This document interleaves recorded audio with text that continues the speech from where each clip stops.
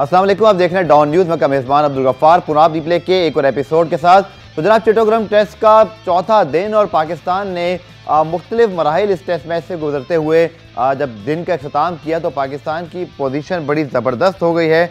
आबिद अली और पहला टेस्ट खेलने अब्दुल्ला शफीक ने बहुत ही शानदार बैटिंग की है। पहली इनिंग्स के बाद दूसरी इनिंग्स के अंदर भी पाकिस्तान को जो है उन्होंने किया और हमने देखा कि पाकिस्तान टीम ने 202 रन के हदफ के ताक़ुब में बगैर किसी नुकसान के 109 रन जो है बना लिए हैं और अब पाकिस्तान को जीत के लिए सिर्फ 93 रन की ज़रूरत है। आज जब खेल की शुरुआत हुई तो बांग्लादेश की पोजीशन तकरीबन आप कह सकते हैं थोड़ी सी बेहतर थी, लेकिन शाहीन शाह अफरीदी की 5 विकेटों की उम्दा कारकर्दगी और उन्होंने साबित किया कि वो तीनों फॉर्मेट में दुनिया के बेहतरीन बॉलर्स में उनका शुमार किया जा सकता है।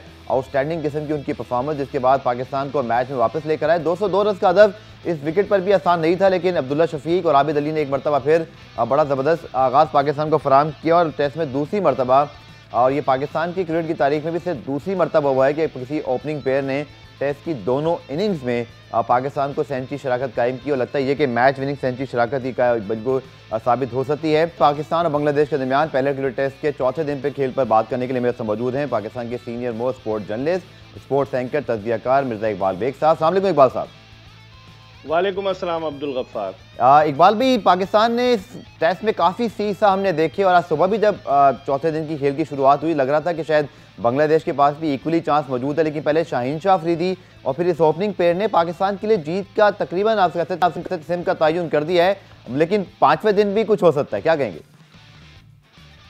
अब मुश्किल लगता है अब्दुल गफ्फार, जिस तरह की ओपनिंग पार्टनरशिप हुई है 109 रन की इन दोनों के दरमियान, और पहली इनिंग्स में इन पर बड़ा क्रिटिसिज्म हो रहा था कि इनका स्ट्राइक रेट बहुत कम था, लेकिन दूसरी इनिंग्स में 3.3 का स्ट्राइक रेट है और दोनों ने बड़ी अच्छी बैटिंग की है, निस सेंचुरियां बनाई है और पाकिस्तान क्रिकेट की तारीख में ये दूसरा मौका है जब ओपनर्स की दोनों इनिंग्स में सेंचुरी पार्टनरशिप हुई है। इससे पहले 18 साल कबल 2003 में जनूबी अफ्रीका के खिलाफ लाहौर टेस्ट में इमरान फरत और तौफीक उमर ने दोनों इनिंग्स में सेंचुरी पार्टनरशिप की थी, तो ये बड़ी खुशाइन बात है। लेकिन आप सही कह रहे हैं अब्दुल गफ्फार के सी सॉ हुआ, पाकिस्तान को थोड़ा सा टेंशन भी दिया बांग्लादेश ने। आज मैं समझता हूँ टर्निंग पॉइंट उस वक्त हुआ जब बांग्लादेश के जो टेस्ट डेब्यूटेंट थे यासिर अली, जिनके हेलमेट के पीछे की तरफ शाहीन शाह अफरीदी की एक शॉर्ट पिच गेंद लगी थी, वो चले गए मैदान से बाहर और कंकशन रूल के तहत नूरुल हसन आए, तो वहां से वो ब्रेक हो गई जो मोमेंटम था, क्योंकि लिटन दास और यासिर अली अच्छा मोमेंटम लेकर जा रहे थे।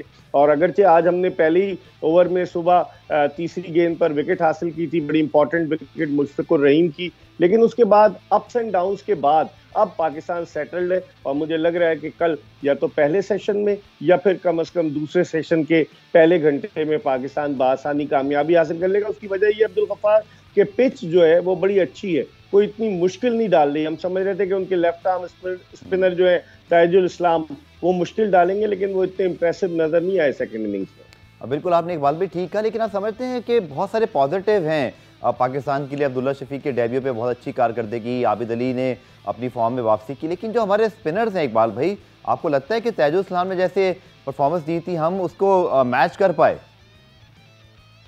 देखिए अब्दुल गफ्फार, अगर आप पसंद नापसंद की बुनियाद पर स्पिनर्स को सिलेक्ट करेंगे तो यकीनी तौर पर यही कुछ होगा।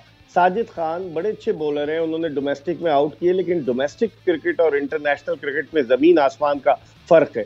उन्हें 2 टेस्ट मैचेस खिलाए गए इस टेस्ट मैच से पहले, जिसमें उनकी सिर्फ 2 विकेटें थी, और उनके एक्शन के हवाले से भी लोग कह रहे हैं कि किस तरह से वो बॉलिंग करते हैं ना वो दूसरा करते हैं। आज भी आप देखें, क्रिकेट ऐसा खेल है कि जिसमें चालाकियां बहुत होती हैं। आज भी जब टेल एंडर्स आए हुए थे तो ये प्रूव करने के लिए कि साजिद खान को हमने सही खिलाया, उन्हें बॉलिंग दी गई, उन्होंने 33 रन देकर 3 विकेटें हासिल की, ज़्यादातर तीनों विकेटें जो थी वो टेल एंडर्स की थी।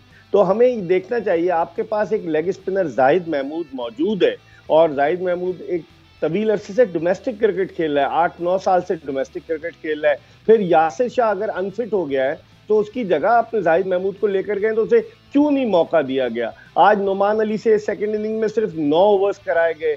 मैं समझता हूं कि बहुत सारी चालाकियां, गिमिक्स तो होते हैं ना क्रिकेट में, लेकिन आपने सही निशानदेही की अब्दुल गफ्फार के पाकिस्तानी स्पिनर्स जो है वो इतने अच्छे इंप्रेसिव नजर नहीं आए। अब आप देखें ना, इस साल 2021 में पाकिस्तानी फास्ट बॉलर्स ने डोमिनेट किया है, 100 से ज्यादा विकेट टेस्ट मैचेस में फास्ट बॉलर्स ने लिए हैं, जिससे आप अंदाजा लगा सकते हैं कि स्पिनर्स को वो मौके नहीं दिए गए। उस्मान कादिर को T20 का बॉलर बना दिया है, शादाब खान तो खेलते ही T20 है, फिर यासिर शाह अनफिट हो जाते हैं, तो हमें बैकअप के लिए किसी को तैयार करना चाहिए। जाहिद महमूद को आप घुमा फिरा रहे हैं, कभी उसको T20 टीम में डाल देते हैं, कभी टेस्ट टीम में डाल देते हैं, खिलाते नहीं। जब तक खिलाएंगे नहीं तो पता कैसे चलेगा कि किस में कितना पोटेंशियल है।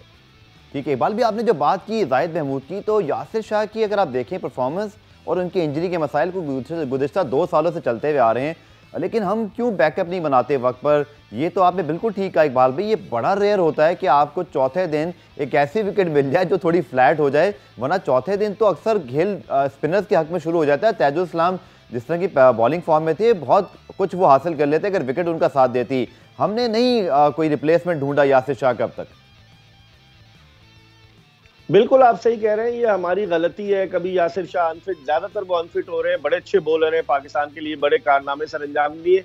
ये तो सोचना चाहिए ना कि टीम मैनेजमेंट को या चीफ सेलेक्टर को कि किस खिलाड़ी को कब आजमाना है। मेरे ख्याल में जाहिद महमूद बड़ा स्ट्रॉन्ग कंटेंडर था, क्योंकि और उसको जिम्बाब्वे में भी नहीं खिलाया, क्योंकि ये खौफ, ये डर होता है ना कि अगर खिला दिया, आउट कर गया तो हमारे पसंदीदा खिलाड़ी का क्या होगा। ये पाकिस्तान क्रिकेट में नहीं होना चाहिए। पाकिस्तानी क्रिकेट टीम सबकी टीम है, और लोग ये कहते हैं कि जाहिद महमूद अगर नहीं खेल रहा, साजिद खान को रिजवान सपोर्ट कर रहे हैं, जो वाइस कैप्टन है, उनको बड़ा उन पे फेथ है, बड़ा कॉन्फिडेंस है कि ये आउट करेगा। लेकिन जब घोड़े को मैदान में उतारते हैं तो पता चल जाता है कि कितना दौड़ सकता है, और उनकी बॉलिंग परफॉर्मेंस सबके सामने कि क्या किया उन्होंने। तो मुझे लग रहा है कि पाकिस्तान क्रिकेट बोर्ड को सोचना होगा, रमीज राजा को, कि आप कैसे बैकअप टैलेंट को, अगर यासिर शाह नहीं है तो आपके पास लेग स्पिनर ही नहीं है, वरना माजी में अब्दुल कादिर मरहूम, मुश्ताक अहमद, दानिश कनेरिया, यासिर शाह, ऐसे बॉलर्स आए तो आपके पास लेग स्पिनर ही खत्म हो गया पाकिस्तान में, जो इस आर्ट का माहिर समझा जाता है। तो मैं समझता हूँ इसमें हमें पसंद नापसंद को नजरअंदाज करके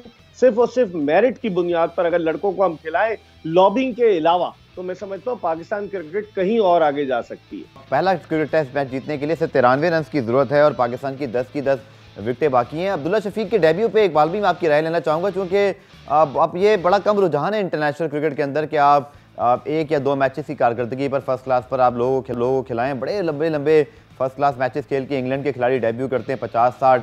तो कंपटीशन बहुत था, लेकिन लकी हैं अब्दुल्ला शफीक का, समझते हैं अपने चांस का पूरा फायदा भी उठाया है। बिल्कुल आप सही कह रहे हैं, क्योंकि अब्दुल्ला शफीक ने, आपको याद होगा, अब्दुल गफ्फार रावलपिंडी में उन्होंने जिम्बाब्वे के खिलाफ अपना T20 बनाया, फिर न्यूजीलैंड चले गए। इस साल न्यूजीलैंड के 2 T20 में दोनों में आउट हुए, इनको टीम के साथ घुमाते फिराते रहे। नहीं, लोग यही कह रहे थे कि आपने जब उनको रखा हुआ है तो उनको खिलाएं। हम तो ये समझ रहे थे कि शायद इमामुल हक जो है वो इनिंग्स ओपन करे आबिद अली के साथ, एक लेफ्ट हैंडेड एक राइट हैंडेड बैट्समैन हो, लेकिन अब्दुल्ला शफीक नाम पर फाल निकला और उन्होंने परफॉर्मेंस से प्रूव किया। पहली इनिंग्स में तो बड़े सबड्यूड थे, लेकिन जिस तरह से उन्होंने बैटिंग की है, उन्होंने दुरुस्त किया। ये पाकिस्तान क्रिकेट का खासा है कि कम फर्स्ट क्लास मैचेस के बाद खिलाड़ियों को इंटरनेशनल डेब्यू करा दिया जाता है। बहुत सारी मिसालें हमारे सामने, तो अब्दुल्ला शफीक तो उनमें से एक नजर आ रहा है। लेकिन मैं समझता हूँ कि फिर जो दीगर ओपनर्स थे वो कहाँ चले जाएंगे। शान मसूद जो अगर नाकाम हो गया था, इंग्लैंड के में फेल हो गया, उसको बिल्कुल दूध में से मक्खी की तरह निकाल बाहर किया है।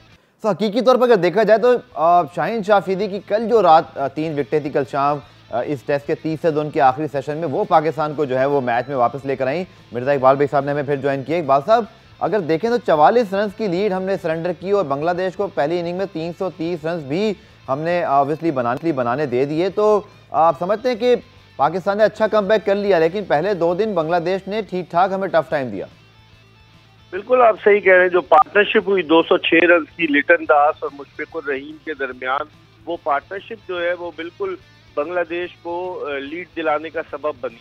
फिर आपकी जो ओपनर्स ने जिस तरह से 133 रन तो आपके 286 में से आबिद अली ने स्कोर किए और अब उसने अब्दुल्ला शफीक ने 50 से ज्यादा रन बनाए, तो फिर आपके मिडिल ऑर्डर कहाँ गया? जो आपके टॉप के बैट्समैन हैं, जिनमें अजहर अली, बाबर आजम, फवाद आलम, मोहम्मद रिजवान शामिल हैं, वो मजबूरी तौर पर सिर्फ 23 रन बना सके। ये चारों आप देखें कि बाबर आजम 10 रन बना सके, अजहर अली बगैर कोई रन बनाए आउट हुए, फवाद आलम ने 8 और मोहम्मद रिजवान ने 5 रन बनाए। तो ये तो हमारे ओपनर्स की, खास तौर पर आबिद अली जिनको थोड़ा बहुत तजुर्बा हो गया, उनकी अच्छी परफॉर्मेंस वो अपने साथ लेकर चले अब्दुल्ला शफीक को, वरना मुश्किल में आ सकते थे। ये लम्बे फिक्रिया है। एक तो हमारी बॉलिंग जो थी, स्पिन बॉलिंग, आपने जिस तरह अब्दुल गफ्फार शुरू में कहा उसने हमें मायूस किया। दूसरे हमारी मिडिल ऑर्डर बैटिंग भी इतनी इंप्रेसिव नहीं रही। वो तो शुक्र है कि एक ही इनिंग्स आई है, दूसरी इनिंग्स में अभी नौबत बहुत कम आए। इकबाल भी सोशल मीडिया पे एक सवाल आपसे भी बहुत पूछा जाता होगा और मेरे पास भी है, आप बड़ा तजर्बा रखते हैं, ये पाकिस्तान को सिर्फ 2 टेस्ट मैचेस की सीरीज क्यों मिलती है और बहुत कम हम टेस्ट क्रिकेट खेलते हैं? और शायद आप समझते हैं यही एक वजह है कि अजहर अली, फवाद आलम या आबिद अली या कल को अगर अब्दुल्ला शफीक भी टेस्ट खेलें तो ये बहुत रेगुलर नहीं खेलते हैं, तो जब एक दफ़ा इनको चांस मिलता है कुछ अरसे बाद तो उस कहते हैं उस टच में नहीं होते हैं। सिर्फ 2 टेस्ट मैचेस की सीरीज मिलती है में अगर हम ज़्यादातर देखें। बिल्कुल आपने सही कहा, ये तो क्रिकेट बोर्ड के अरबाब इख्तियार को सोचना चाहिए। अब्दुल गफ्फार, आप देखिए वेस्ट इंडीज में हमारे 3 टेस्ट थे, पाकिस्तान क्रिकेट बोर्ड ने 1 टेस्ट कम करा दिया और कहा उसके बजाय T20 रख ले। तो टेस्ट क्रिकेट तो असल हुस्न क्रिकेट का तो टेस्ट क्रिकेट है ना। 144 बरस से टेस्ट क्रिकेट हो रही है। तो अब उसमें अगर हम इतनी टेस्ट क्रिकेट नहीं खेलेंगे, हम कंसंट्रेट करेंगे T20 पर, हम लड़कों का इंतखाब PSL की परफॉर्मेंस की बुनियाद पर करेंगे, क्योंकि टेस्ट क्रिकेट में स्किल्स का इम्तिहान होता है कि आपके पास कितनी सलाहियत है, कितनी महारत है, कितना टेम्परामेंट है। T20 और वनडे क्रिकेट डिफरेंट है। तो मेरे ख्याल में क्रिकेट बोर्ड को, अब रमीज राजा आए हैं, पाकिस्तान के साबिक कप्तान रह चुके हैं, चीजों को बेहतर करने की कोशिश कर रहे हैं, लेकिन अब उनका लगता है हनीमून पीरियड खत्म हो रहा है। एक तो वो जो है अब वीडियोस जारी करते हैं, मीडिया से तो वो ज्यादा बात ही नहीं करते, कभी कभी वर्चुअल प्रेस कॉन्फ्रेंस कर लेते हैं। तो उनको इंटरैक्ट करना पड़ेगा, वो खुद मीडिया के आदमी रहे। ऐसा तो नहीं है कि वो पॉलिटिकल एंकर्स को 2 इंटरव्यूज दे दें और कहें कि जी जान छूट गई। और जब वो आए हैं अपने एम्स एंड ऑब्जेक्टिव्स तो बताएं ना, मीडिया को पता चले। और सब मीडिया, रमीज राजा बड़े फ्रेंडली है, मीडिया फ्रेंडली, माजी में आपके साथ, हमारे साथ, सबके साथ बड़े अच्छे तरीके से पेश आते थे।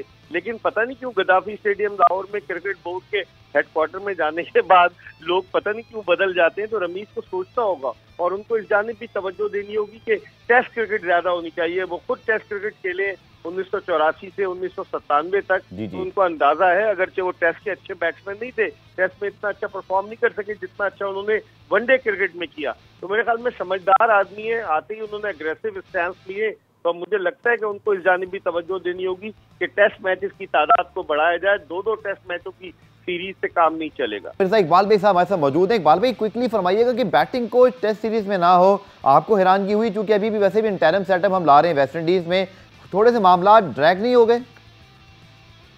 आपने सही निशानदेही की। आज तो जो पाकिस्तान के साबिक बैटिंग कोच है यूनुस खान, वो अपनी सालगिरह मना रहे हैं। लेकिन बैटिंग कोच की कमी बड़ी शिद्दत से महसूस हो रही है। मैथ्यू हेडन को लाए, उनके आने से आप देखेंगे वर्ल्ड कप में काफी फर्क तो पड़ा था, लेकिन वो अपनी निजी मसरूफियात की वजह से जो है वो नहीं जा सके बांग्लादेश। वर्नन सलेंडर भी अब वापस चले गए, दूसरे टेस्ट में वो भी नहीं होंगे। तो बैटिंग कोच होना चाहिए। आप के बैट्समैन एक्सपोज हो रहे हैं, पता चल रहा है। बैटिंग कोच की कमी मैं समझता हूँ बड़ी शिद्दत से महसूस हो रही है। इकबाल भाई क्विकली आखिर में जूनियर हॉकी वर्ल्ड कप में पाकिस्तान की टीम जो है वो पहले राउंड में बाहर हुई। लड़कों ने आखिरी मैच में अच्छी फाइट की, लेकिन बिलहाज मजमूई 4 मरतबा का वर्ल्ड चैंपियन, 3 मरतबा चैंपियंस ट्रॉफी, 3 मरतबा ओलंपिक, और अब हम जूनियर हॉकी वर्ल्ड कप के पहले राउंड में बाहर होंगे। इस हॉकी का असर क्या बनेगा? इस हॉकी में जो हेल्प ऑफ अफेयर्स पर खास तौर पर जो कोचेज हैं, जो सिलेक्टर्स हैं, अगर वो सिर्फ तस्वीर खिंचवाने के लिए, डेली अलाउंस लेने के लिए जाया करेंगे, कोच की फिटनेस को देख लें, दानिश कलीम जो हेड कोच है उनकी फिटनेस को देख लें, फिर राना जहीर जो है वो टीम के साथ चले गए कोच, तो पसंद नापसंद हॉकी में भी है।